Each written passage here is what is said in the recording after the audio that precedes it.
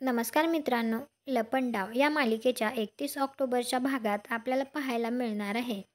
कान्हा म्हणत असतो, खोटं कशाला बोलू मी, खरं तेच सांगतोय. परवा साखरपुडा ठरवलाय तेजस्विनीने. तो बोलत असताना आता त्याला देवी सरकार असं म्हणून एक कॉल येतो. तर कान्हा म्हणतो आय हॅव टू गो आणि तो लगेच गाडीतून खाली उतरून निघतो. तो उतरल्यानंतर सुद्धा गाडीमध्ये दुसरा एक कोणीतरी व्यक्ती असतो. त्याच्याजवळ एक मोठी काठी असते आणि तो काठीने हॉर्न वाजवत असतो. तर कान्हा आता सखीजवळ येऊन तिला म्हणतो बेबी सरकार.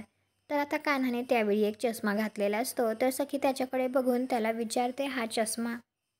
इकडे घरी तेजस्विनीने गुरुजींना बोलवलेलं असतं. त्यावेळी ती म्हणते इतका वेळ का लागतोय गुरुजी. तर गुरुजी म्हणतात तुम्ही ठरवल्याप्रमाणे 4 दिवसांमध्ये साखरपुडा ठरवण्याची तुम्ही ताकीद दिली होती. हा काळ तुमच्यासाठी योग्य नाही आहे.